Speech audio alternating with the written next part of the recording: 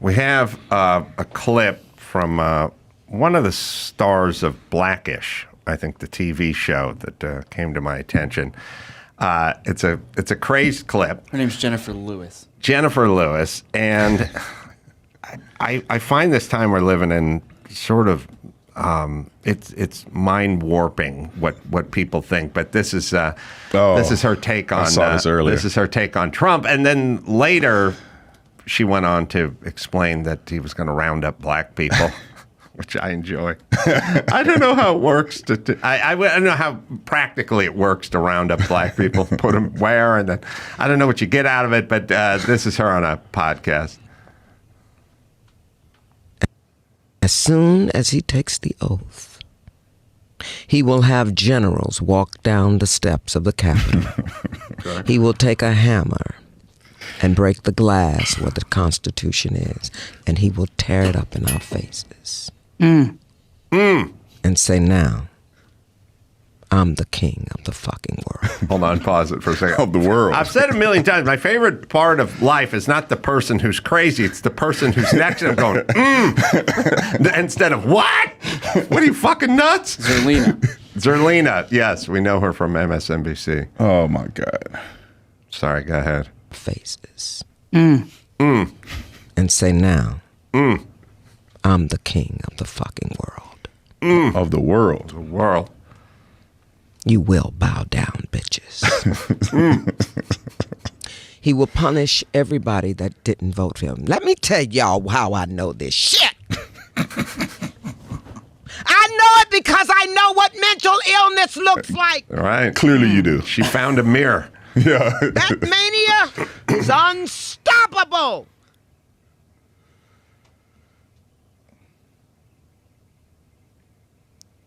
See, this motherfucker's Hitler. Hitler. He didn't come to play. Powerful. I wonder if Hitler golfed a lot.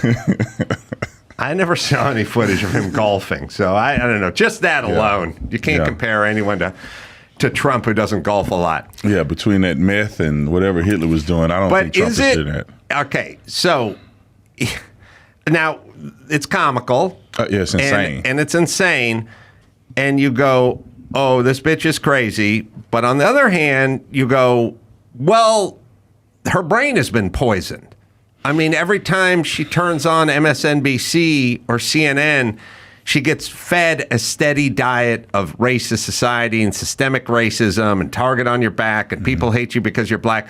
And I don't know. And there's always the talk. You know, you have to have the talk with your young black kids about cops and about getting shot and everything else. And if I grew up on a steady diet of this and I didn't hear any other opinions, then maybe my brain would be poisoned.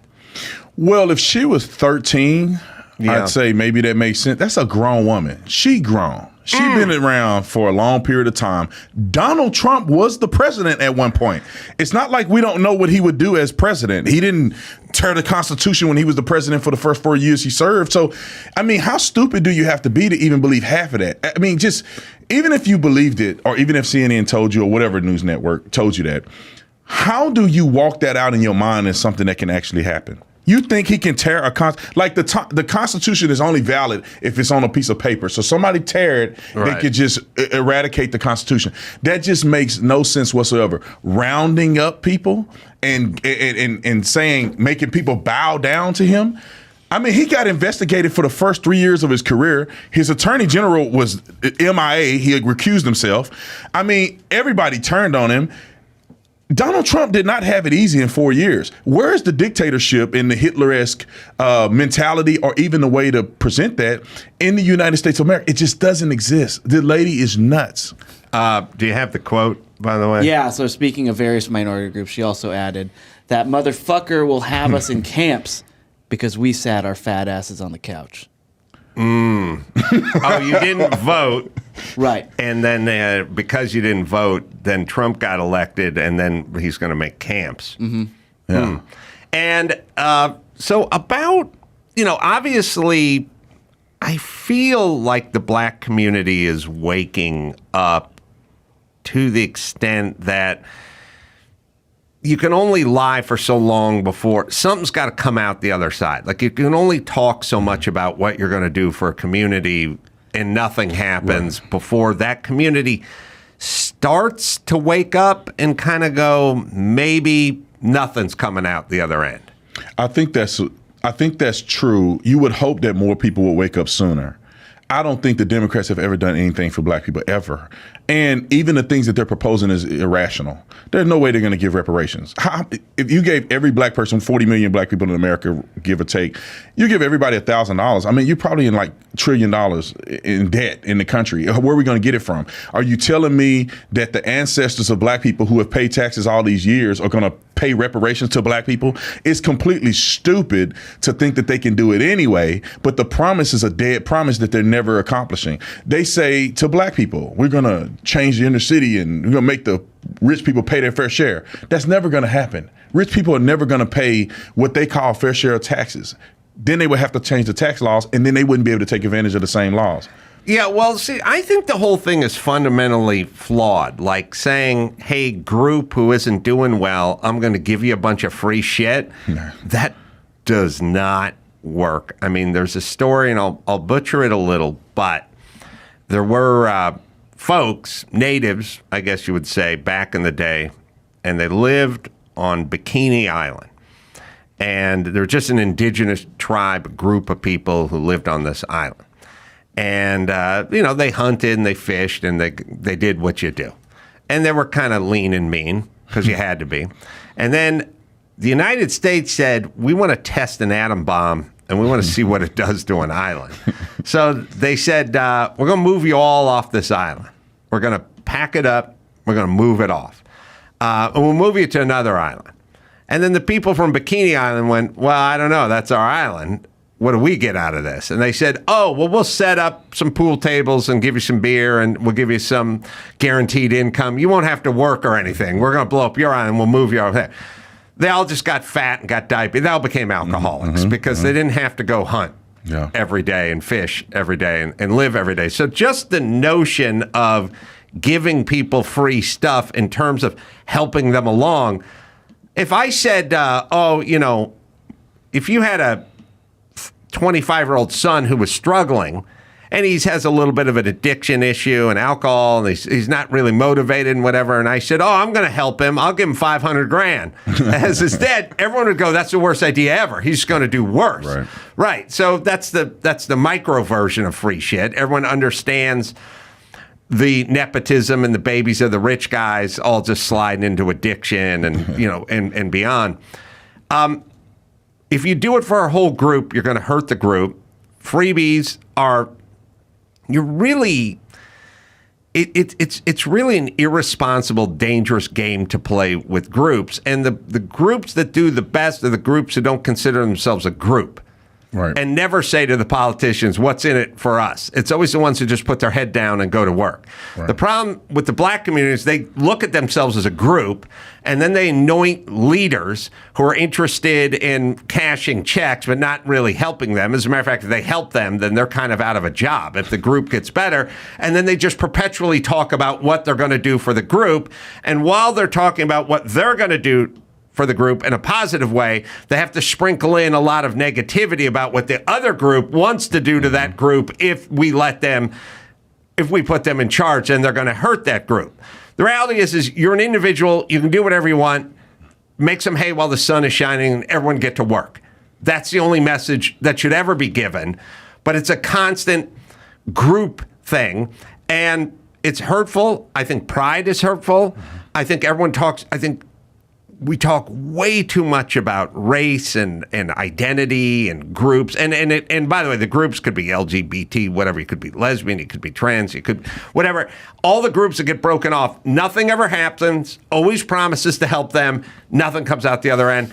And I feel like black men especially are starting, statistically, they're shifting. They're kind of waking up.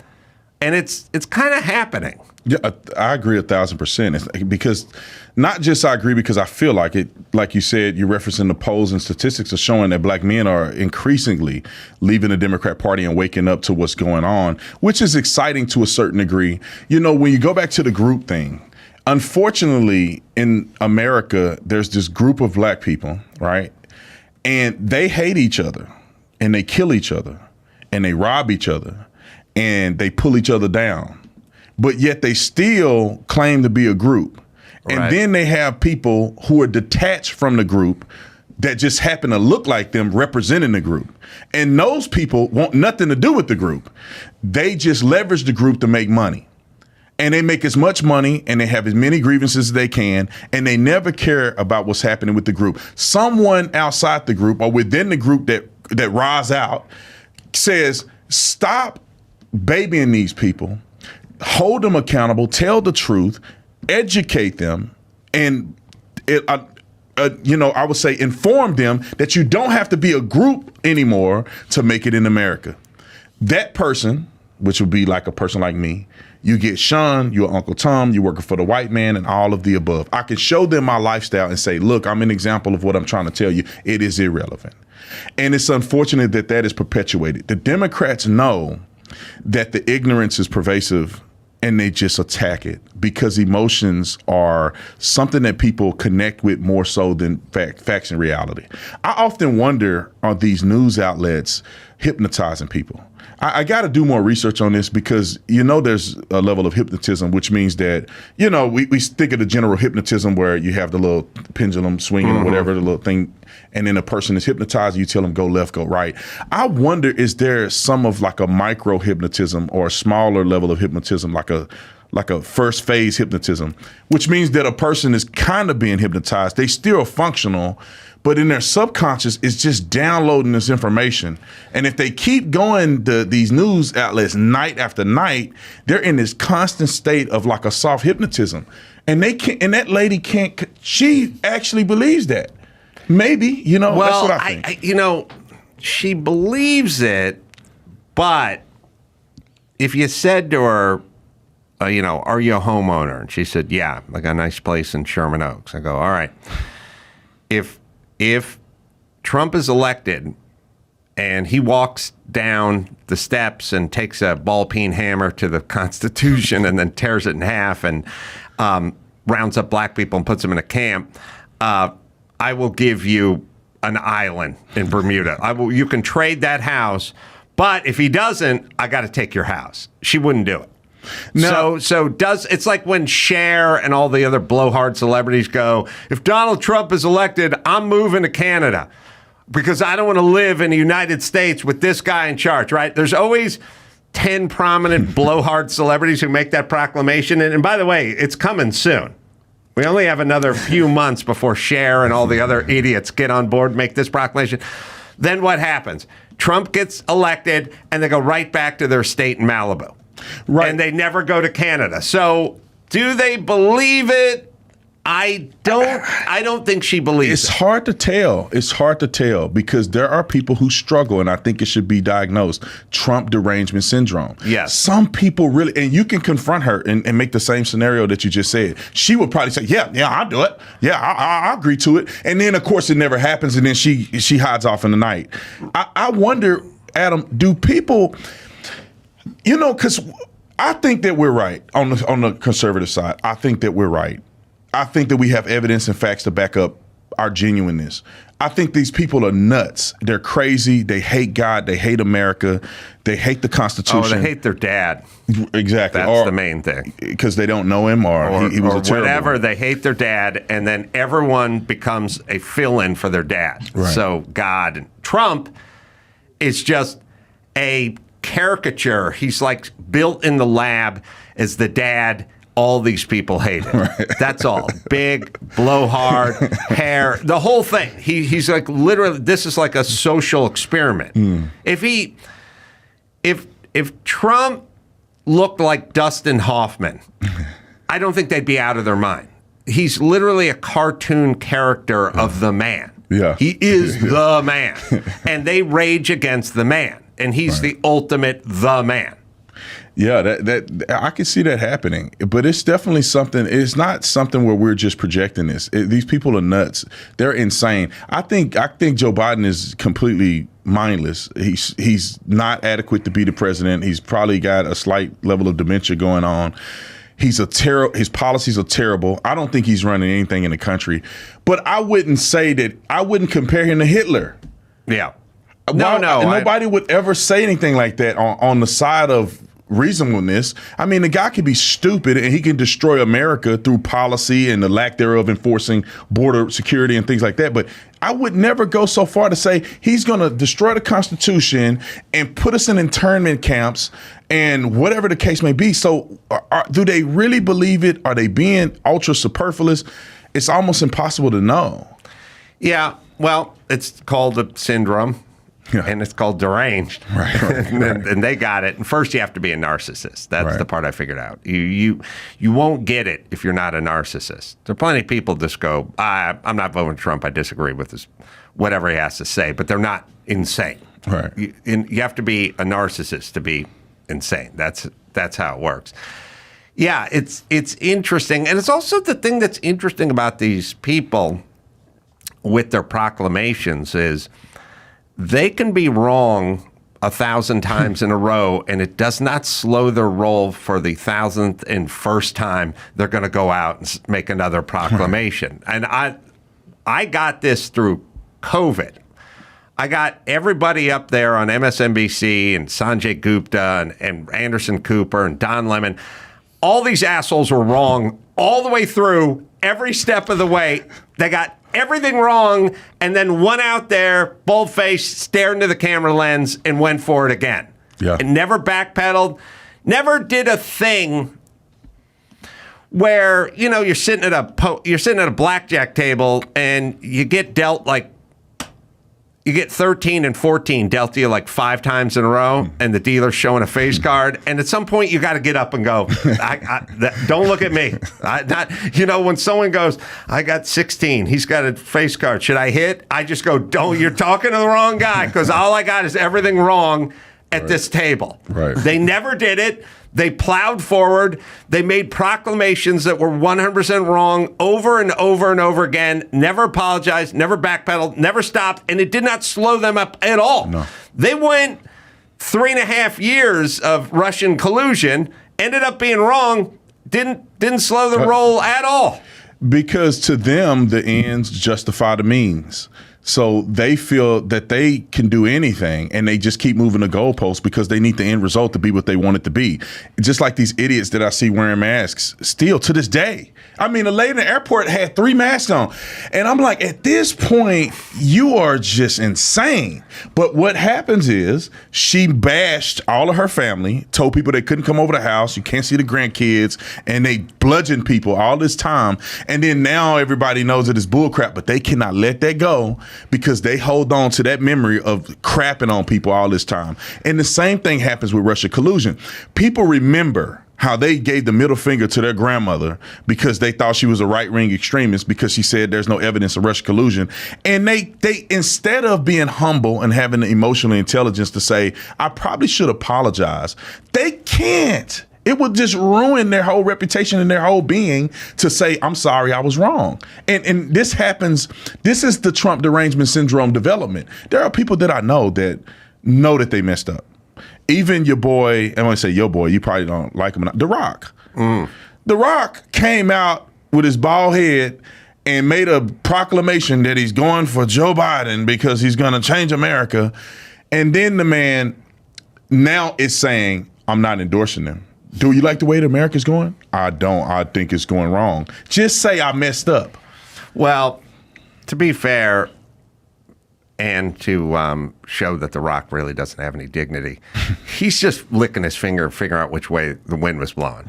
And if you wanted to operate in Hollywood and you wanted to work in this town, and it was 4 years ago, and you said, I'm supporting Trump, you'd be destroyed. So you say, because The Rock is really a politician without being a politician. He's doing all the stuff a politician would do all the time. What side of this, okay, we went through COVID. There wasn't a human being in Hollywood beside me, and I'm barely in Hollywood, who said, pump the brakes. What are we shutting everything down? I don't have any evidence of this. We shouldn't be shutting down the beaches. We shouldn't be shutting down the schools. We got to reopen the schools. We got to reopen the playgrounds. We're hurting kids. Ivermectin, that's between you and your doctor. Hydroxychloroquine, that's between you and your doctor. I'm not an expert. I'm an actor. There's nobody in Hollywood that had one word to say that was that would be contrary to what the theme was. Did they all believe it? Fuck no, they didn't all believe it, or they wouldn't have gotten on airplanes, they wouldn't have traveled, they wouldn't have gone on boats, they wouldn't have gone out to dinner, they wouldn't have hung out with Gavin Newsom at SoFi Stadium and Magic Johnson. No, they didn't believe it. They're constantly, Hollywood people are like politicians who never stop running. They never stop. And they're smart because you got to take this career and you got to try to stretch it out over about 40, 50 years. And all you have to do is get on the wrong side of these people and you're out, baby. There's no second act for you. Your phone stops ringing, you stop going to the parties, and you stop getting cast and stuff. So The Rock is a politician who's constantly running and never stops running. Well, now what's The Rock doing? Well, he's going to the UFC fights. He's in on the UFC stuff. He's in on the wrestling. And he sees what the reaction is when Trump enters the arena with the UFC fans. So now, magically, The Rock, who has a ton of integrity, has had a little change of heart. Because now it's different. If he starts saying, I endorse Biden now, when he walks down at the UFC fight with 30,000 people in it next time, he's going to get booed. So what does he know? What does he care? Did he like Biden? First off, Biden is one of the least impressive people ever, and I include family members in that group. That's how bad it is. He's anything but impressive, right? I mean, even before the dementia and whatever it is kicked in, flip-flopping on every single item ever. His son, his brother, I mean, the family, the kids, the shell corporations, and all these companies, and there's nothing impressive. There's nothing impressive. I mean,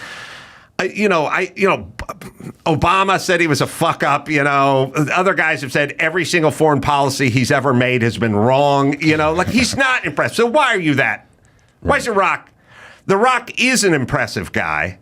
So why is he impressed with Biden even 4 years ago? He's not. Right. He's just doing whatever he thinks is expedient for him, and he never stops running for election. Yeah. Politicians take a little time off, or they do 2 terms and they're out, or whatever it is.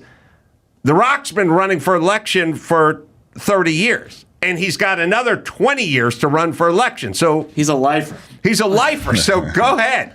He's going to come down on the popular side of everything, and now he knows which way the wind is blowing. Could this be an indication that the wind is actually blowing away from Biden and towards Donald Trump? Yeah, for him to make that declaration. That's why The Rock is doing it. Yeah, is he an indicator of a bigger thing? Yeah, I was going to cover this in news. I mean, we have the clip of him saying that he regrets endorsing Biden. Right, because it's safe to say it now. Well, he said he's polarized. He said it's made him polarizing, and he don't want to be that. Right, and he also said that he believes that the American people are going to make the right decision in this election, and whoever they vote for, that's going to be my president. That's right. He's not going to go toward Trump, even though he probably favors Trump, because that could get him run out of Hollywood. So, but you would think he's the most followed man in the world. I mean, he's probably one of the most popular people in the world. And you would think that somebody like that would drop his sack a little bit and say, I'm going to make a declaration of what I think the country should be. And who cares? I got FU money. I got FU status. Would really somebody cancel The Rock? I don't. That dude brings in so much money. I don't think people can afford to not have him to be a part of what they're doing. I mean, see, I think the only part you're missing here is the money is, yeah, he has what's I like to call F me money, which is more than FU money. Elon Musk has F me money. Right. When you buy Twitter for $45 billion and it's worth $18 billion because you want to take control of it, that's called F me money. So that's what he does. But now, you're right. But you also, and everyone should understand this, you can't see everything through the lens of money, because all of the people we're talking about have enough money to get them through the rest of their lives. You know, when we're talking about, you could be talking about Spielberg or Bill Gates or whatever. They want to be invited to the next party. Mm-hmm. They love being popular. They love being the toast of the town, and they love being invited to the next party. And if you come out and endorse Trump, the next party you're going to be invited to has Kevin Sorbo and Scott Baio at a punch bowl with sherbet in it. And it doesn't have all the cool kids. And so everybody is rich and nobody needs money. They like it, but they don't really need any more money. It's all about the party. But you would think that, and I agree with you 1,000%. See, I've never been that popular, so that does make sense that he probably would think that way, and that they all are rich. I just wonder, like, you made a great point in saying that he really don't care. This is about, where's the wind blowing? Because he could, if he actually cared, if he actually endorsed Biden the first time, that he would just articulate that these are the things that I look for when I'm going to vote the next time. He don't have to say Trump. He could at least point out the end of wars or whatever the other stuff, taxes but you make the argument that I agree with, that I think he's disingenuous from the onset. Yeah, well, it's also when you talk about what you want, you will get put into a camp. So that's what happened with COVID. So you go, listen, I'm not an anti-vaxxer. I just got a 14-year-old healthy son, and I don't want him to get an experimental vaccination because he doesn't need it. And, I'm not an anti-masker, but I'm not wearing a mask alone walking on a horse trail. And they go, oh, we got a Trump vote. Don't we now? Right. And then you go, no. I'm not talking about politics. I'm talking about science. I go, oh, okay. I got you. I hear you. But I almost think he put himself in the category, right? I mean, a lot of conservatives come out, and I even made a video about it, but does he put himself in the category of, wait a minute, are you supporting Trump this time? Because he didn't say it, but he said it in so many words. I'll tell you my little rule. If you want to know if a Hollywood person is conservative or going to vote Republican, just look for the ones who never say anything about politics, because the ones that are all leftists, they're blowhards that never stop bloviating and never stop running their mouth and never stop being wrong. The ones where you never hear anything political, those are the quiet. Because what they do is they go, I'm Republican and I'm a Trump voter, but I can't say anything, I'll be destroyed. On the other hand, I'm not going to go stump for Biden because that would crush my soul. So then there's a third box, which is say nothing. Mm-hmm. And the say nothing people are always the sort of quiet conservatives. It's also interesting that The Rock announced that he regretted Biden's decision on Fox. Yeah. See that? Like, would he have done that on CNN or MSNBC? Yeah, that's interesting. Well, he would have done it on CNN if CNN had higher ratings, probably. I mean, that maybe and maybe not. Also, it looked like he was drinking a little tequila. So that could have loosened his tongue up a little bit. They know what he's going to say. It's not like you go on Fox and they have no idea what the interview is going to be. I'm pretty sure they knew he was going to have some opposing things to say about Biden. So they're like, oh, perfect. This is great. This is a great opportunity to take advantage of that, even on the Fox side. So, but yeah, I think that's interesting. I'm saddened that we don't have men that are strong enough, because if he'd have done the Elon Musk approach and put it out there in front of the world with the opportunity of losing it all, that man could change America. If The Rock came out and said, I'm voting for Trump, I think it's a death blow in Hollywood, but everybody around the world would say, wait a minute, I think so highly of that guy. He's smart. I believed him last time. He was honest about the fact that it didn't work. Maybe I'll consider listening to Trump at least once this year. Well, this is the problem I've said many times, steering it back toward the black community, which is the LeBron Jameses and the Obamas and the Oprahs. If they would come out and say, look, this is the best country in the world if you're black, and there's a reason why black people from around the world are trying to get here. Nigerians are black, and they're kicking ass in this country. You don't have a target on your back. It's even a playing field if we're gonna make it. Now stop running around and playing the victim and get to work and raise your kids. If LeBron James and Oprah and goddamn Obama, because it's so disappointing with that guy, and him and Michelle turned out to be race hustlers, if all those people would rise up and say something, it would make such an impact, and they won't. Because they're cowards. They're not only cowards, they're evil, because they are living what we're talking about. Barack Obama, Michelle Obama, I don't know if they came from a lot of money. They worked hard to get to a certain position in life. So did LeBron James. He was in the hood, and everybody knew he was a star when he was in the 8th grade, but still he came from humble beginnings. So let me just say this. There are all these black folks that talk about the white man being the enemy and that America is so bad. All they do is work with white people in America. Right. LeBron James, now I looked it up so I make sure I was factual about it. I think his lawyers and his agent are black.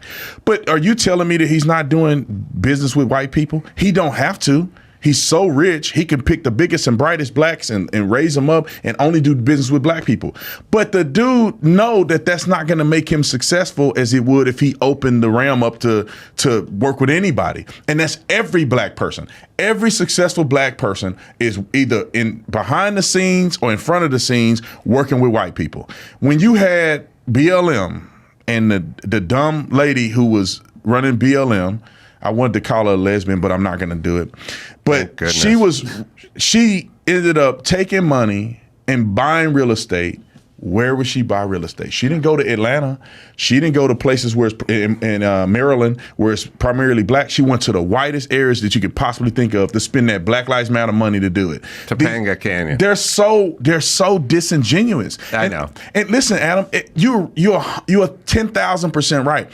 If they would just come out and give a positive message, even if they didn't believe it, because they don't believe some of the stuff they say, the world would be different. Yeah. Listen, when I was in college, we were brainwashed into black culture, right? I mean, I was on a football team and all the black players were together and we would listen to rap music and just fall into that culture. I mean, I sagged my pants in college. I had gold teeth in my mouth. I was buying into that whole thing. If somebody in that area whom we attached our identity to would just say, man, America ain't racist. You just need to work hard. You need to be accountable. Don't have children out of wedlock. You should get married. Marriage is one of the greatest things that ever happened to you. God is my witness. Probably about 40% of black America would think completely different. Yeah. Generations of people would change. No, Oprah, you can even throw The Rock in there, but certainly the Obamas and LeBron and many other athletes, if they just did it. Instead, you get Colin Kaepernick, who's just hammering checks from Nikes and hustling race, and people are listening to his dumb ass. And it could change. And by the way, who you'd be saving? A lot of black lives. 100%. Tons of black lives. If you just start talking about marriage and not having kids out of wedlock and family and education and how we don't live in a racist nation, you would literally be saving tens of thousands of black lives every year, but they won't do it because they want to go to the next party. Right. And Adam, the thing is too, and I think you understand this, there's power in positive thinking. There's power in visualizing success. There's power in that. The way you feel, the way you think can be an arbiter of your success. And when you grow up black in America, you are so defeated as a kid because the white man is controlling everything. White kids are not thinking about black kids. I don't think they are. They're not raised and being worried about where the black people are at. They focusing on their life. They got other things to deal with. But as a black kid, your whole life is surrounded by what white people are doing, what they're not doing, their approval or the lack thereof. And you grow up thinking, I'm less than, because the white man on the hill stole from my ancestors to get to that position, not knowing that most entrepreneurs and millionaires, they are not, trust fund babies. And so when you wake up every day, you feel defeated, you think defeated. When you see a black man that's successful, he's telling you you're defeated. And how do you then act when your subconscious and your mind is negative? And that alone is destroying young black people. You get to a job interview and you already start, because the business is full of white people, the head people are all white. You start by saying, I'm not gonna get this job, man, because the white people ain't gonna let me get the job. Just changing the mind of young black people will change the culture tremendously. But when you're in a slump and you hate everything and all the white people hate you, you're never gonna make it, and then you start turning on your own brothers and sisters, and then you kill them because that's normal to you, and then they hate on you. There was a thing that a guy had made mention, and I it's just wholeheartedly the truth, and it probably happens with anybody that becomes successful. He spoke about how he had survivor's guilt. He said survivor's remorse, but I think he meant survivor's guilt.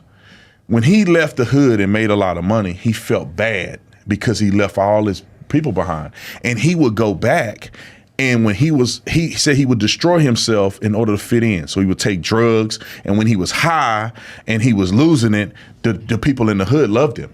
And they go, oh, what's up, man? I love you, man. Keep your head up, man. They talk. When he's feeling good about himself, then he's healthy. Oh, man, you think you're better than us. And that's what happens to LeBron James. I think he's an idiot, but you got to think, LeBron James came from all of this poverty, and now he the man. And Colin Kaepernick, to a certain degree, right? He's coming up in this beautiful white family. They took care of the man.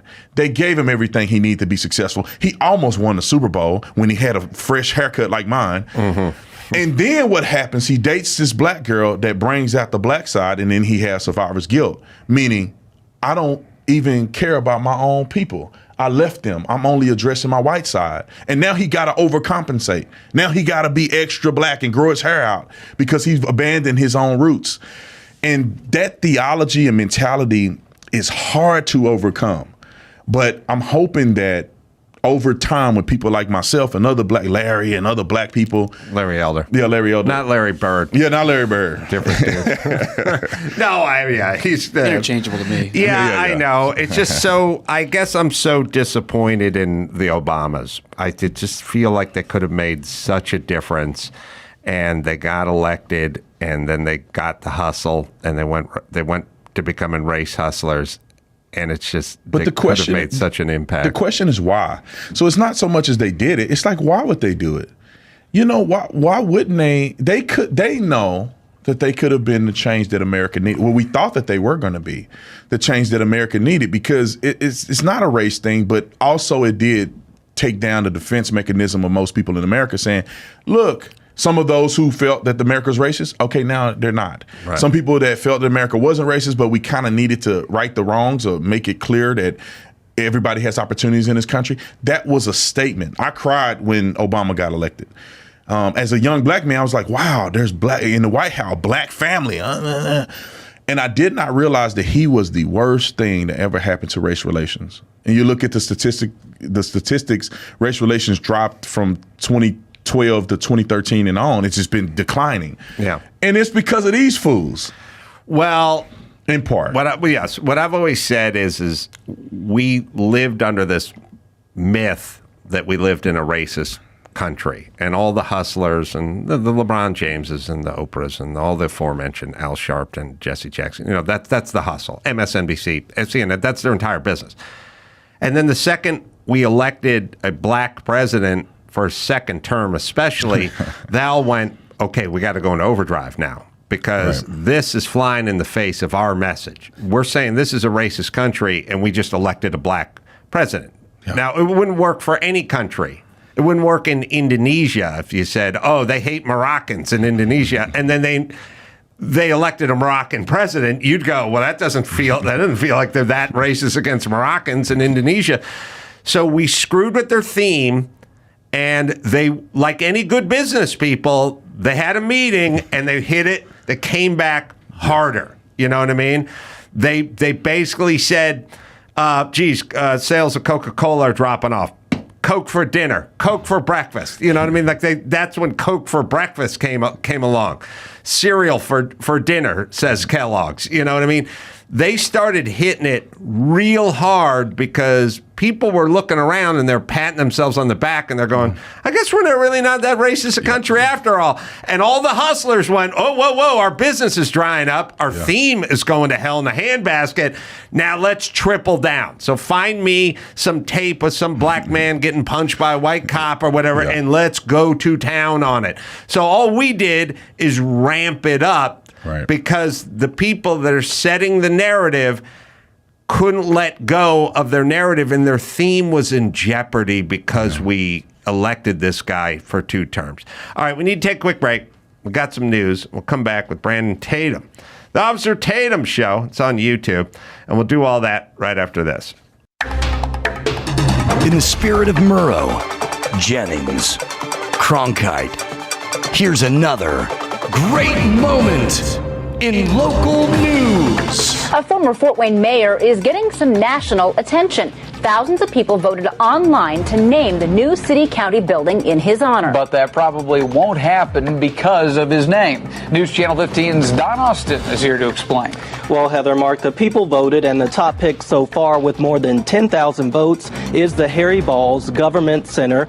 Harry Balls was the mayor of Fort Wayne back in the 1930s and 40s. He even served a term in the 1950s. We have a street named after Harry Balls, so what's the big deal? That's a great moment in local news.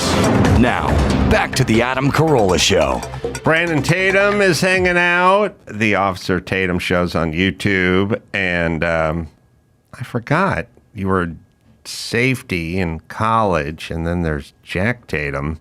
Yeah. You probably know because of your name, but I never... It's a good name for safety. Well, you're right. And people have made that connection a long time ago. We weren't able to really verify. It was rumored that he was our great uncle. And famous Oakland defensive back and enforcer. And the funny thing is, I was in the NFL draft in 2010, and because now if I had my career the way it should have went, meaning I played every season or whatever, I probably would have been drafted in the first round.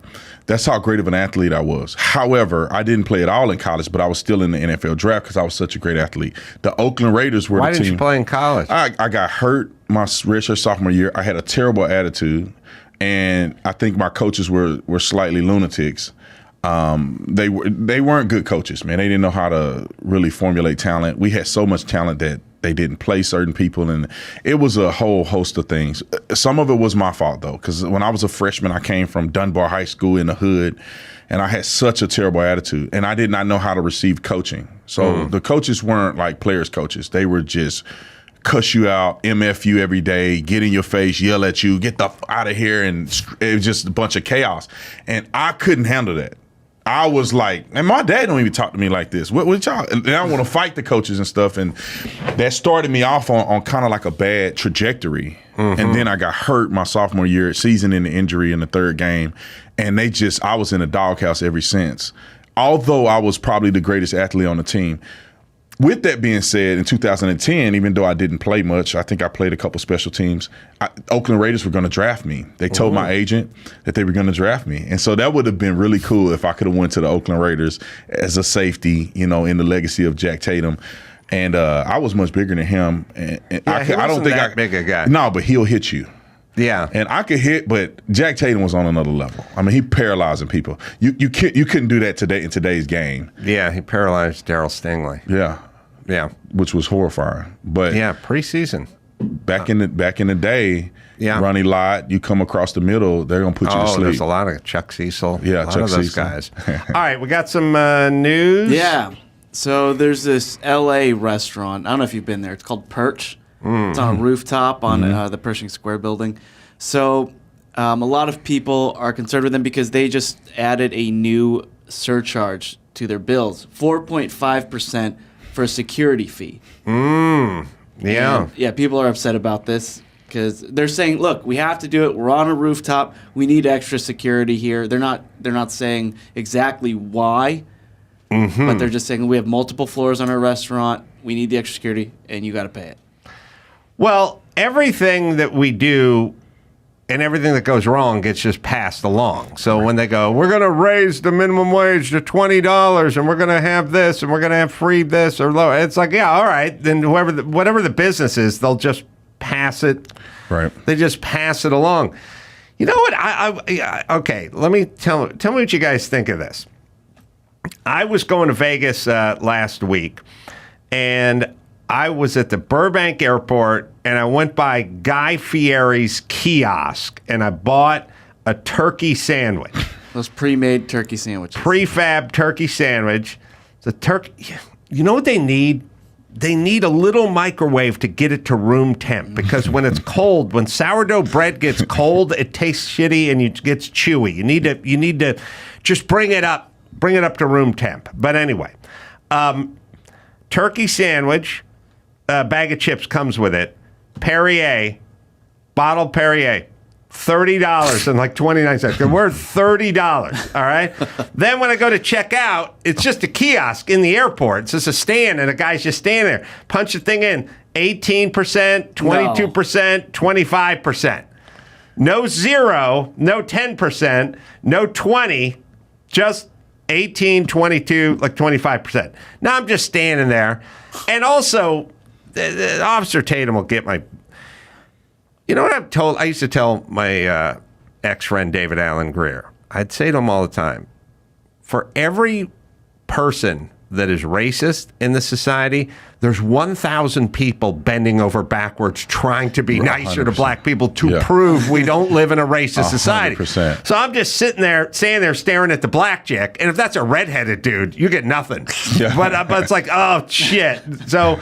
I got to give 18% on $30 for a sandwich. I come back, and for the first time in 7 years, I go to Taco Bell. I go to Taco Bell to get myself a bean burrito. I'd earned it. And I go to pay, and it's like $10 for 2 bean burritos or whatever. But there's no tip. There's just pay. Why is there a tip everywhere? I would tip fast food. Right. I would be happy to give. I mean, I'm looking at this woman behind the counter, 40 years old, heavy set, beleaguered, rough life. I would be more than happy to throw her $8 for her troubles. There should be tipping in fast food, and we should remove it from the airport where you're already getting gouged. I'm already paying $30 for a turkey sandwich. You're doing the work too. I'm picking it up. Yeah. I had to point at the chips I wanted. Yeah. That was a calorie burner. You might as well sign the W-9. I had to get the drink out of the thing. They should have tipped you, man. I know. I'm muling that sandwich. Back. I brought the sandwich to them. All right. So what the hell were we talking about? Oh, yeah. They're just going to, the LA is just going to be one of those things where they're just going to keep tacking everything onto everything because everything's getting more expensive. And this is just the way it goes. But I hope that people are kind of looking at this as what California does versus what places like Arizona do.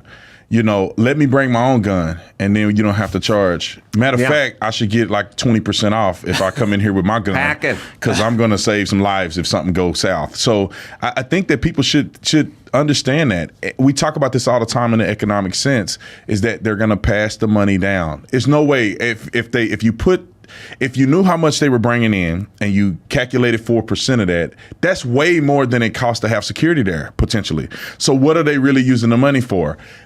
We know minimum wage is this, so they got to add little fees in there. Even they do the service charge. It's like, and I don't know if they do it at that restaurant, but they have it at certain hotels, and it's like, well, wait a minute.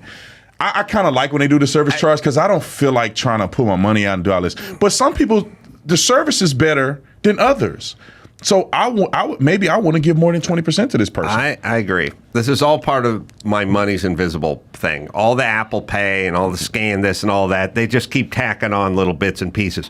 When you got to pull out cash and pay for a bill, you feel what you're paying. You know what I mean? When you just swipe or dab or print or pop or push, it's like it's just all digital. Oh yeah, it's all digital. What it did for the gambling industry. Yes. Oh my God. I can't even imagine. So this weekend is the 2024 Masters. And Tiger Woods at the moment is expected to play. He's already flown in early. It has been said that by his friend that he's working really hard in the gym, he's eating right, and he's also eliminated sex to prepare, keep himself in focus. Now, once again, keep in mind, Mike Tyson once said that he went 5 years without sex during his prime fighting years. Muhammad Ali said he would abstain from sex 6 weeks before bouts. Oh, Muhammad Ali? Yeah, so this is an urban myth. Plus, he was on top of the world when he was banging all those cocktail waitresses from Hooters. Like, right, yeah. He's got a math issue. He shouldn't stray from what's He worked. should be straying. Yes. I don't. There's a concept, and I haven't delved into it, but I've heard a couple people talk about semen retention, and that is somehow a real spiritual thing. It's kind of like fasting or something of that nature, where people use it in a spiritual sense. There's no scientific proof, I don't think, that would suggest that if you don't have sex, that somehow you perform, you have a clearer mind. It would be assumed that God made us with enough to populate planets. Well, look so at you our, probably should be able to utilize that. Lawrence Taylor would go out whoring the night before the big game and get 3.5 sacks. Right. So maybe he could have got 5 if he didn't. Well, maybe it was the drugs. I don't know. But the horn or the drugs. It's also this. Golf is, 80% psychological. I mean, all these guys can drive the ball 300 yards. They all have the physical tools to put the ball in the hole. It's so much. It's mental. Right. It's a mental That's the game. edge. So if you think, if I said to a golfer, I invented a pill. It's called the Great Golfing Pill. You take it, and it's going to take 10 strokes off your game, and it was just a sugar tablet. Right. I bet they take some strokes off just because it's a placebo effect. So I think that maybe you're doing it for a psychological, The psychological edge, yeah. Yes, that's what I'm thinking. I mean, sports psychologists are a big thing now. They're all seeing sports psychologists just to get them in the zone mentally. So yeah, could be a thing. Seattle, their public schools have dismantled the gifted and talented program. Which administrators argued was oversaturated with white and Asian students. Yeah, in favor of a more inclusive, Asians. equitable, and culturally sensitive program. Yeah, never going to work. Well, let me add to this, because I cannot confirm or deny that my oldest son goes to a school in the state of Washington. I went to his school, and I almost lost my mind. I went into the school, and he's in 8th grade. I went into the school. I go to his math class, which is the class that he's struggling in the most. I want to meet the teacher, see what she's doing in the class. Is it my son? He's not just in there effing around, or is it something going with the teacher? She was out. First thing I see on the wall is Palestine points. Oh, boy. So if you get an A, she donates money to Palestine on your behalf. Wow. In the back of the room is a pride flag that's the size of this panel right here. Pride flag, like 4 by 8 foot or 5 by 8 foot. And then, of course, it seems unified that every teacher has to have the American flag, and it's probably this little right above their desk. But the pride flag is prominent. Then a gay wall, and then in front of every classroom is a rainbow, it's like a little statement, and each statement has a color, and it's the rainbow. Look like the pride flag rainbow. Right. And it says, we are inclusive, we are anti-racist, and stuff like that on every classroom door. This classroom is, and it goes down. And while I was in the math class, kids are completely stupid in the class. And I'm not trying to be mean to anybody's kids. They're doing stuff on a computer, and I look, and the kid don't know her mathematics on a basic level. She had no idea what was going on. Some of the kids didn't even log in the computer, did zero work. Why are they focused on stupid stuff when they should be focused on teaching these kids and getting them up to par? Even one of the teachers told me that they think that the kids should have been held back during COVID. Oh, yeah. Because they didn't go to school at all. And if your parents were illiterate, you didn't do anything when they had you stay from home, because my son had to go from home and do it on a computer. Now, I'm college educated, and so is his mom. So we could help him get through his homework at home. But if you're a parent that's illiterate, or you working on a job, your kid is sitting there losing his entire education, 2 years of this. How do they not let the kids go back and kind of relearn that? Well, instead of they just pushing them out and they're ignorant. So, all right, this is a good day to bring this up because this day, which is we're taping this on Monday, is the craziest day. Every one of these Mondays drive me nuts, and I have this conversation with my kids every time. They just had 9 days off for Easter. They had Saturday, Sunday, then the whole week. Spring break. Oh, yeah. They just took 9 days off. And then when I see them Sunday night, I go, well, back to the salt mine. And they go, oh, we don't got school tomorrow. No. And I go, why don't you have school tomorrow? And they go, well, we don't do the Monday. They don't do the Mondays after the holidays. And I'm like, you just had 9 days off. And I say to them, what is Monday? Why? Why not go back to school? And they go, well, that's the teacher-free thing they do that day. Listen to me. Teachers don't want to work. I've said this a million times. I saw it all through COVID. They didn't want to go back. They're no different than any other American. Look, take essential workers. Take people who work at Trader Joe's. If I walked into the stock room and I said, who doesn't want to be here today? They would all raise their hand. And then I'd go, well, you're not going to get paid if you don't come in today. They'd put their hands back down. And then I said, but what if you would get paid like you were here, even if you weren't here? They'd all raise their hand again and leave. The American dream is to get paid and not show up. And teachers share that. Also, the public school is a little bastion of socialism. It's the one place where competition, and they don't want the competition. Right. So they're anti-charter school and they're anti-competition. School unions are anti-competition. They don't want it. Also, they did a little. So you have people that have dropped out of the system and bought into socialism to a degree. Mm-hmm. Where you go, look, you want to go out and start your own business, you want to deal with employees, you want to deal with OSHA, you want to deal with taxes, you want to deal with all that stuff, or I'll guarantee you $52,000 a year and you never have to work in the summer. And you'll get tons of time off. And after having 9 days off for Easter, we'll give you the Monday off. And they go, I'll buy into this. They're little bits, they're little bastions of socialism. So what are they going to teach? When they're there, and it's predominantly women. So what are they going to teach? So you have predominantly left-leaning women. What are they going to teach when they go into the classroom? They're going to keep it all close to the vest. They're not going to let any of their political ideas sneak out. Now they're being encouraged. Also, somebody figured out about 10 minutes ago, they go, look, why are we waiting to brainwash these kids? Why are we waiting until they get to college? Right. Let's hit them in junior high. 100%. Start washing that brain. I say it all the time. I said it during COVID. You want to crate train your dog. You got to crate train a puppy. You can't crate train a middle-aged dog. It doesn't work. It's too late. Yeah. Get them when they're puppies. Start the crate training.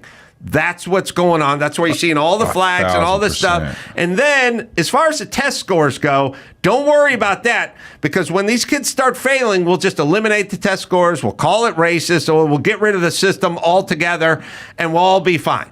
Take your kids out of school. Me and the wife with our youngest son, because I have a child with another person. And that was from 13 years ago. But me and my wife, our youngest son, we will not let him go to public school. We're going to homeschool him, because they are washing the brains of your kids, and they're being stupid, and they learn all this crazy stuff. These kids are out of control in the school system. And you know what? I feel bad for the teachers too, because some of them probably don't have intentions to be communist idiots.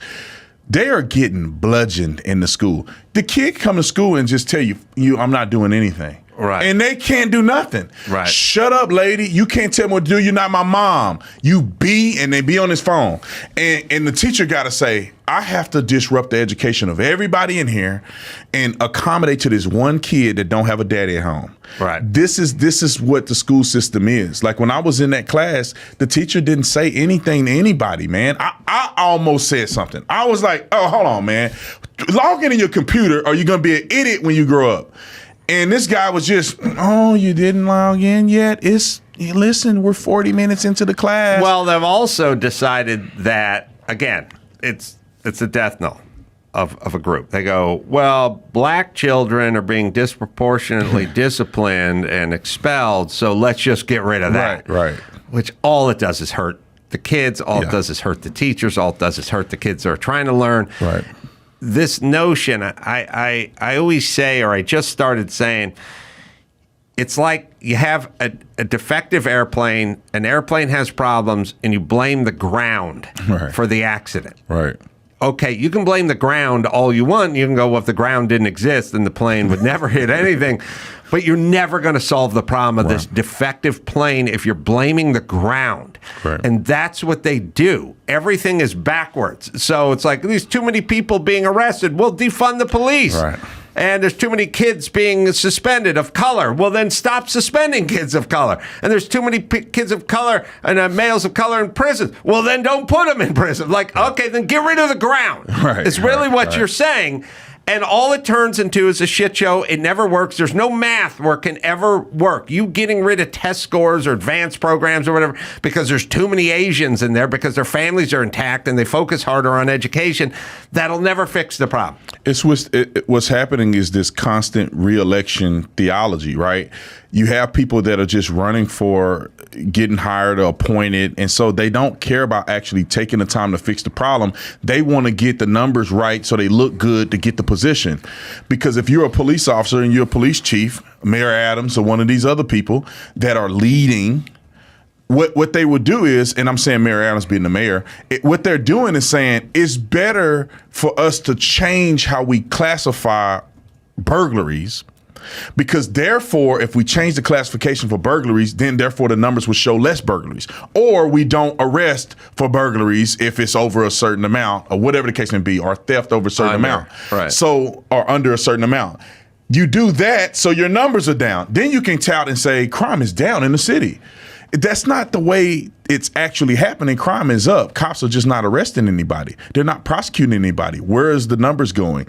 And the same thing in the school system. Instead of saying, hey, we have an epidemic of fatherless homes. These young people have no direction. They're violent. They're emotional. They eat candy and sugar all day. They're going crazy. They're on their cell phones. Let's start honing in on those things and drawing them back. And that's going to take some time. That's going to take some pushback from parents. But instead of doing that, they go, well, we just eliminate the test scores. Therefore, everybody has passed. But the kids are stupid. Larry Elder was talking about this at the event we did last night at the Salem event. I'm just shocked that they're okay with, like, majority of young black people in America, 60%, can't even read at third grade level. Well, look. How are they okay with that? I've asked this, and we can find Biden in his clip about airline baggage fees or extra fees or whatever. I have asked a couple of black people where I go, every time Biden goes, these things affect poor people and people of color. I'm like, aren't you offended by that? Yeah. Like, you can't buy your own airline ticket? Yeah, it's stupid. And that there's two groups? Yeah. It affects poor people and Jay-Z and Beyonce, these airline tickets, like that you have your own category when he's up there going, black entrepreneurs are just as smart as white entrepreneurs. They just don't have access to lawyers or accountants. What? They don't? Yeah. What I want to say to the black community is, why aren't you more offended by the way you're being treated and spoken to? Yeah, it's like what they call it, the Stockholm syndrome. I don't know if it's like the people are sympathizing with their abuser. Let me just correct something, because I said that black people can't read at third grade level. No, the third graders are not reading at third grade level. So I just want to make sure I didn't say something crazy. Right. But no, I don't. I'm offended. I mean, I'm offended, but I don't give a F, right? I mean, Biden saying, if you don't know who you voting for, me or Trump, then you ain't black. Like, I'm like, hey, bro, that's disrespectful to say something like that. That's what I'm saying. I don't think any of this ends until the black community starts stepping up and saying, yeah, but when are they going to do it? It's almost like the Titanic, This is what I say. I say the black community is like the Titanic sinking. You got to get as many out as possible, but you're not going to save it. It's worse. You look at the smash and grabs here in L.A. and different places. It's mostly black young people, and fatherlessness is not improving. No, These boys I know. don't have no daddies, and they're not going to have dads. And then with fentanyl coming in, drug dealers are getting prosecuted for selling the fentanyl, which is a higher prosecution than you would if selling any other drug. Now it's a felony crime. They can charge you with second-degree murder in certain counties, even in California, if you sell knowingly and intentionally selling somebody fentanyl and they die. So you got more prosecution for fentanyl, and you got more people dying from ODing. It's like 3 dudes that I play football with died from ODing, and I know it was fentanyl. It wasn't nothing else. And so it's not going to get any better. And our people who are prominent and successful, they just keep getting stupider. Even the one woman who just won the basketball championship, the black lady, I forget her, South Carolina, the coach. Yeah. She, and I don't know if you're friends with her or you like her or not, she just said in a press conference before they won the game that she's okay with biological men participating in female basketball. Yeah. They just get stupider and stupider. Kamala Harris, the dumbest woman to ever live and be vice president. I agree. There's no, they're not. We're not advancing. So I pray that it change, but I don't know if it will. I know it's regressing. Well, I'll play the clip, by the way, of Biden, just because it always makes me laugh, because he separates poor people from people of color. And also I like it because it's totally nonsensical. I fly almost every weekend. Every weekend I have the same conversation. How much is first class? It's $3,000. All right, that's too much. They have a business. They have a Coach Plus. What do you get in Coach Plus? Well, you get an extra 6 inches of knee room, and you might sit on the bulkhead. And I go, how much is that? They go, that's $64 more. And I go, all right, let's do that. You know, it's all a discussion, but this is the greatest discussion ever. Look at him. He's looking stupid. Decision. Some airlines, if you want 6 more inches between you and the seat in front, you pay more money. But you don't know it until you purchase your ticket. Look, folks, these are junk fees. They're unfair, and they hit marginalized Americans the hardest, especially low-income folks and people of color. And people of color. What is people like? I don't know why there's 2 groups. I never heard. First of all, I never heard this, and now hearing it is insane. The airlines prey on people of color. I fly. Who are rich as well. I fly all the time. I mean, I got concierge key status at American Airlines, and I've never had a conversation where I felt I was being discriminated against on the airlines. You can. Well, this is over the computer. Yeah, no, they know you're black by the way you type. You misspelled something. I guess you pour black. You know, like, you wrote ax A-K-S. No, it's A-S. Ooh. Okay, we're gonna tack on some service. But why would he? The thing is that I always say I see that they do it, but why? Like, I don't know a black person that'll listen to that and be like, yeah, that's right. I am getting taken advantage of. Just like with the ID thing. I don't know a black person that don't have an ID. But the whole point is it's a constant hustle. It's a constant hustle. And all it is, it's like, it's basically like if you had a teenager and the teenager was struggling a little with their weight, and I was like, son, we got to sit down and let's talk about your math, fat, and we want to talk about your teachers, and we talk about long division, chubby, and we want to talk about, it's a constant like, oh, wait a minute, Biden spoke for 11 seconds without riling up black people. Like he's talking about airline garbage fees or junk fees, right? Which, first off, I really don't know what he's talking about because everyone buys that. His description of it was insane, but he can't give. He has a microphone to speak into, and he'll never say anything into a microphone that doesn't have a little race hustle in it. Even if he's talking about ostriches at the zoo, it doesn't matter. He's talking about airlines. Yeah. What does that have to do with race?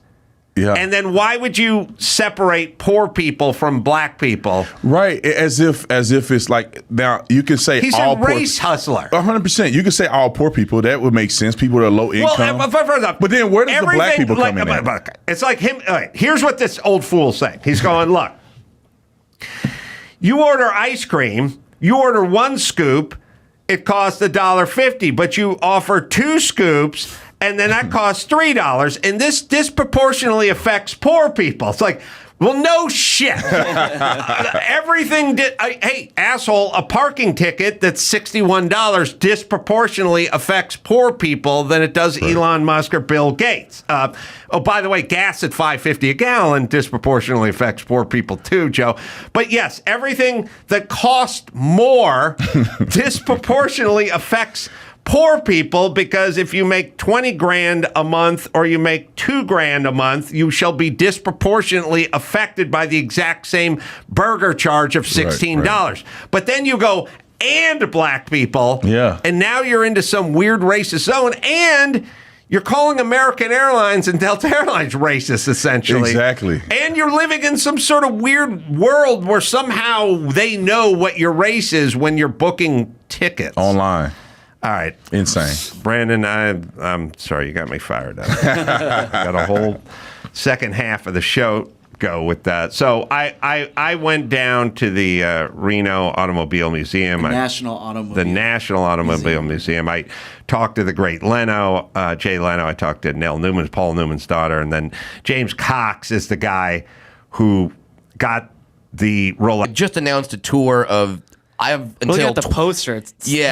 I have until July 2024 booked.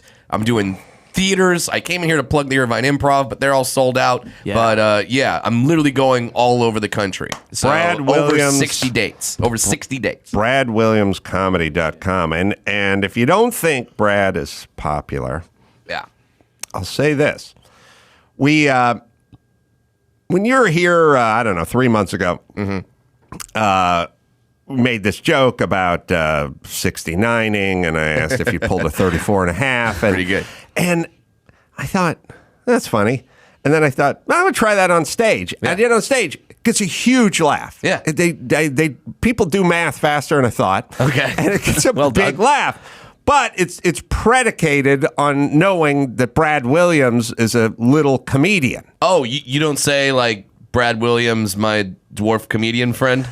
I do, but I start the joke by going, do you guys know who Brad Williams is? And by the way, Brad Williams could be the name of an F1 driver. I mean, it's a common name. It could be the name of an actor. Sure. It could be the name of anybody. Yeah. But I go, you guys know Brad Williams? And everyone goes, yeah. They like start clapping. Yeah, it's an easy applause. Right. So, all right. Love it. Well, I still set it up by saying little guy comedian. Yeah. But there's strong recognition throughout the country. When I got to open up for Brad at the Irvine Improv a while back, I told my friend, hey, I'm opening for Brad Williams. And he said, that's awesome. That's the big guy from Raymond, right? Yeah, exactly. Okay. Back down Brad to earth. Garrett. Back down to earth. I'm not a dwarf, Raymond. I'm not one. So BradWilliamsComedy.com, selling out theaters. We've already the shows are a year out. We've already added shows in Albany, second shows in Albany, second shows in Pittsburgh, second shows at Foxwoods in Connecticut. It's going crazy this year. That's great. And it's a lot of fun. And I love it when your fans, when I do the meet and greet afterward and fans come up and say, love Adam Carolla. I immediately do Ted Koppel for him. And then they laugh. And then it's great. Well, it couldn't happen to a better guy. Thank you, sir. Now, so there's another thing. Speaking of, fake crow news. Of course. But I told Chris to look it up, and he said there are many birds that attack eagles. Yeah. As birds are basically all drunken chicks who can fly. You know what I mean? You fuck with them, they're going after you. Yeah, it you doesn't go after really. the nest. Guys factor in size and talons and beaks and shit. Birds, that's why in England they call women birds. All they factor in is, I'm fucking pissed off and I'm going full kamikaze on your ass. I don't care if I'm giving up 10 feet in wingspan. I'm fucking coming at you. There's a bird here that like smaller than the size of our fist that was attacking us. I had to wear a helmet. I had to put a crash helmet on to walk out to my car because I was being attacked. And then once I got in the car, I thought, leave it on. Yeah. Nothing wrong with a little safety. Exactly. And respect from the other drivers. So I'd be horrified if I pulled up on the highway and some guy's got a crash helmet driving with the driver gloves. I'd be like, oh man, let him go. So the story, Chris debunked. He looked it up. They don't go up the altitude, whatever. But another thing I was asking him about, which didn't make sense, but I don't know if there's an answer, which is a ceiling fan, running in a room. Okay. But nobody's in the room. Okay. Does it cool the room? Ooh, I feel like this is a fight that has happened in many a home between many a parent and many a child, That or is many a spouse. 100% correct. Yes. Now, Chris looked it up. Now, it doesn't make sense to me that it could cool the room. I think if there's something where there's like maybe an air conditioning duct up on the ceiling and it blows some of the cool air down or something, but I don't see how it could physically cool a room. So ceiling fans, unlike air conditioners, don't actually lower the temperature in a room. Instead, they offer a wind chill effect that helps you feel cool. This brings us back to more fake news. Yep. So, and where we're at as a nation in general. My kids love to leave their ceiling fans on when they're not in the room. Sure. And the difference between men and women. I went and told my son when I found he was leaving a ceiling fan on. I said, "You guys shut your ceiling fan before you leave." And he goes, "It keeps my room cool when I'm gone." And I said, "No, it doesn't." And he said, "Okay." And he shut it. Then I had to have the same conversation with my daughter. How'd that go? That went a different direction. Sure. Because there's no one and done with the ladies. It's essentially a merry-go-round of pain that never stops. No one has fun on and no one gets paid for, but it just keeps going. So I said to her, "Hey, you guys shut your fan." And she goes, this morning, she goes, "Keeps your room cool when I'm out of the room." And I said, "No, it doesn't." And she said, "Talk to Sonny," because Sonny said it does. And I said, "I told him it doesn't." And then she said, "So you're saying we're both wrong, the two of us, and then you are wrong." Yeah, they have numbers. And I like said, her math. I like this. I said, "Oh, it's possible for more than one person to be wrong." I mean, by the way, did you just not go through COVID in L.A.? Did you not experience what Daddy had to experience with thousands and thousands of people telling him he was wrong all throughout COVID? Yes, it is possible, even highly likely, that one smart person who pays the bills may, in fact, be correct, even if there's a group of others who think he's wrong. So shut the fan. But that, I don't know if she was watching Hard Knocks the night before and got bamboozled by the Eagles story with the wind going through the wings of the crow. Or I don't know if she was inspired by that. But I just thought more fake news going around. I have literally back in the day, I had that same fight with my dad. I would like to keep the fan on. I would say it keeps the room cold, and then he'd be like, it circulates the air. That's all it does. It does that instantly when you turn it on. It doesn't keep it cool when it. If I were your dad, I would have started with a hard jab to the gut. Like, "Son, aren't you worried you're going to hit your head?" Yeah. No, what he should have done is punch me right in the face and be like, "You got to get ready for marriage," right? And then punch me right in the face. Yes, I've said it once. I will say it again. There is a little miniature red light on every appliance there is. The curling iron has that little red light, or the coffee maker. Everything. My shaver has that light. Tells you it's on or off. Yeah. The TV, everything has a little light. The VCR, the DVD player's got that little. Everything has a thing. Everything except for the one thing we need it for, which is the ceiling fan. Yes, which you will stare at. My fucking kids leave, and then I get the remote. And then I also noticed that the spare bedroom that has nobody in it also has the ceiling fan running because we need to keep the ghosts cool. Sure. And then I pick up the remote, but I'm not sure which remote this fan is for. Yep. And then I walk around like an insane man. I hold it up and I click it, and then I stare at it. Wait. Is it slowing down? Yeah. Did I just put it on a slower setting? Or is it off and coasting? The world will never know. That's what because made it you worse. won't put an indicator light on the fan. That's what made it worse. It was bad enough when it was just on and off. Then they have, we have you're taking off from an aircraft carrier. Right. We have all right, it may blow some papers off the desk. And then we have the setting of nothing at fuck all. Yeah. Nothing at fuck all. There's a setting that says, is it on? We're just filming an 80s cop movie. Yeah. And we're going to walk into a warehouse. Yeah. And we need some ambiance. We need something Some moving. motion. We don't Yeah. need to move air. It won't throw a fly off of its course. No. But that setting exists, and because that setting exists, it is damn near impossible to know when the fan is actually slowing down. Because yes, it's slowing down from taking off from an aircraft carrier, right, and to this it's that. It's slowing down to that. It's strictly aesthetic. At that Yes. point, it Yes. is not moving fast enough to move any volume of air. No. It's just I like the look when Yes. I walk into a room.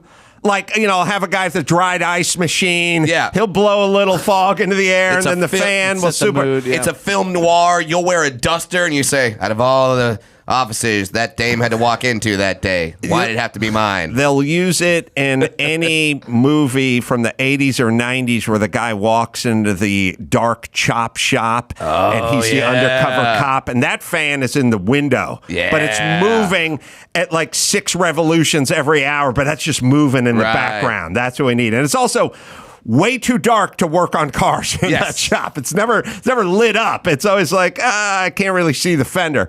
All right, let me ask you this then, Brad. Okay.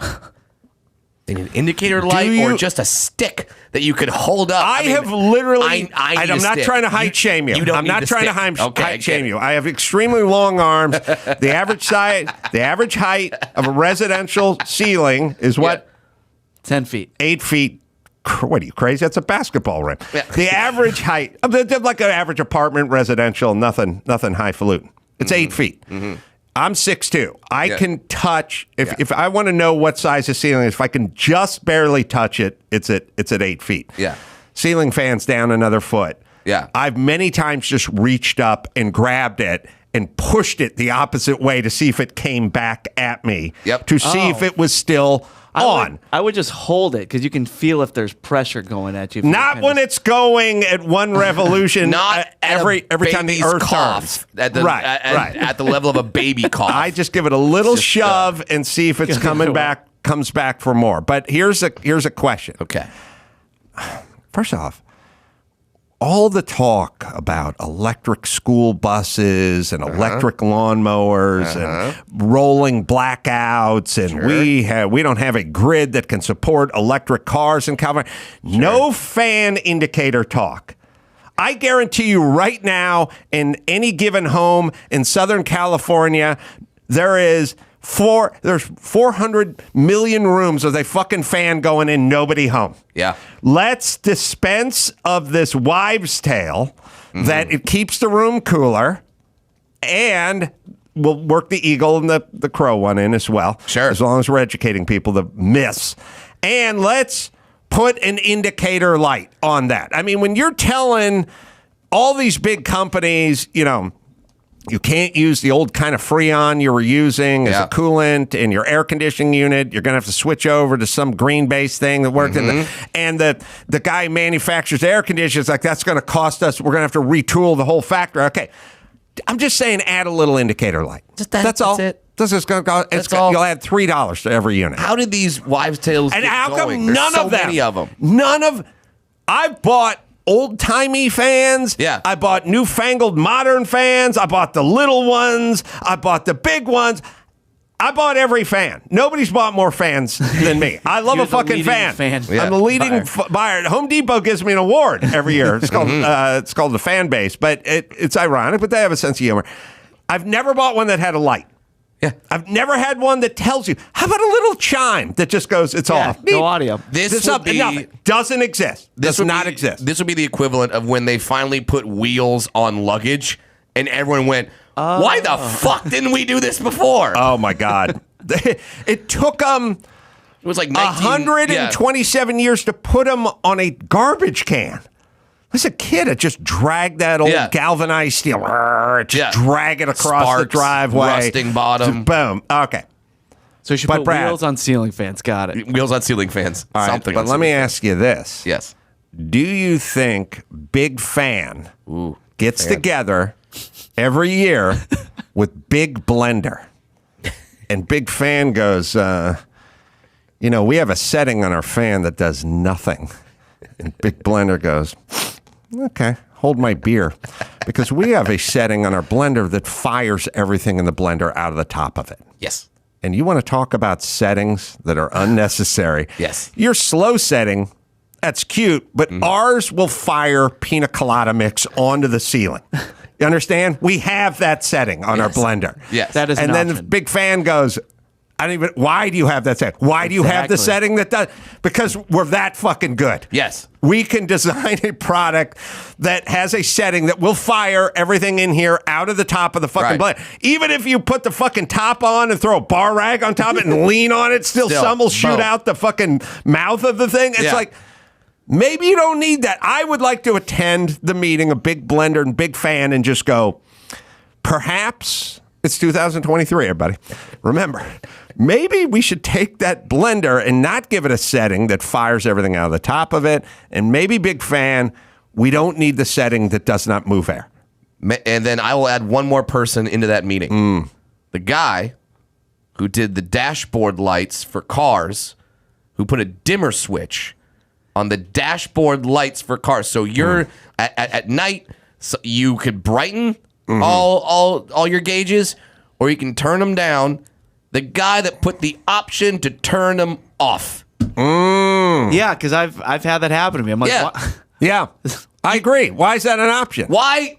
It's at night. I would like to see how fast I'm going. I would like to see every gauge on my car. Why is there an option to turn it just completely off? So it's like, well, because, we've had so many people burn their retinas with these bright lights during the day. It's just so much extra light. So we have to have that setting of just turning it off. And then you're driving at night, or at dusk, and it's slowly becoming night. You don't see it. You don't notice it happening. And all of a sudden you look down. How fast am I going? I can't see a goddamn thing. Wonder why. Who is that guy? Why an option? Why is there an option to turn it off? Yes.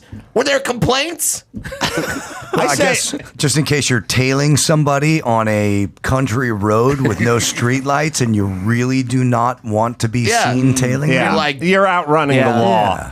Dive into a cornfield. It does seem we'll odd. lose them. There has to be. The only time you need that is when there's a banjo playing. The cops are behind you. Yeah, I feel the same way about the steering wheel adjustment, which is I'll give it 2 inches down and 2 inches up, but it doesn't need to go up to the point where it becomes horizontal. Yes. Like you're the skipper of a tugboat. Right. Like it just goes all the way up. You're driving a steamroller or something. Well, I'm telling you, Matt Silverstein, I think it was Matt Silverstein from The Man Show, and he went on to do Drawn Together. Anyway, fun guy, nice guy. Jew. Comedy writer. Silverstein. I hopped into his fucking 97 Cherokee once. We were driving to a shoot, and the wheel was all the way up. Like he was driving it. How? He was driving it. Did he have two woodland creatures running on top of it to turn the wheel? I don't know. And I just looked at it, and I was like, Matt, what are you doing? And he goes, oh, I got this car from my in-laws in Chicago. They just trucked it out. They flatbed it. They gave me the car. And I go, oh, when'd you get it? It's like 6 months ago. And I'm like, the steering wheel is all the way up in a weird position. And he's like, oh, it's adjustable? I go, man, give me that fucking thing. And I reached over to the console because they're all in a different place, in a different way, in a different car. And I just pulled it back and lowered it to a normal position. He's like, oh my God, thank God. I've been driving this way for fucking 6 months. I mean, it has a setting that, like, I guess if you're handicapped, you can get, if you don't have the use of your legs, you can get out of it or something. And obviously the shipping company just put it all the way up to move something in there or something. Amazing. He had no idea.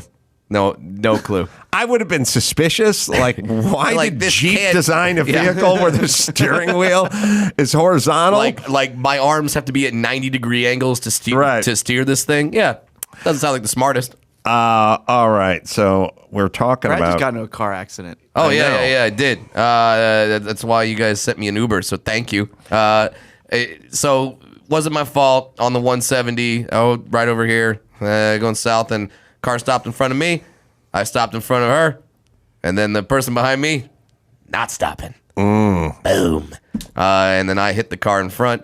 So, but I was actually thinking of you during the car accident. Thank you. Because this happened in the far left lane, and the woman in the front started to get out. This is in the fast lane, and I went, no. Let's go to the side. Go to the right. Go all the way right. Hero. Can it drive? Yeah. Okay. Go to the right. And then all three of us made our way over. Did our business. Everyone's fine. Everyone's okay. One person didn't have insurance. The person that hit you? Yes. Oh boy. Yeah. Where were they from? What part of the world? Oh, they're Sweden? they're from the world. They're of the earth. Worldly. Yeah, they're We're all very God's creatures. well traveled. Yeah. And then so that we'd all exchange information over on the far side. But now I don't have a car because there's one part that it needs that is on back order, so I just got to wait for this thing to get repaired, and sucks. So now I'm stuck at home with a wife that punches me in the face. My dream, I think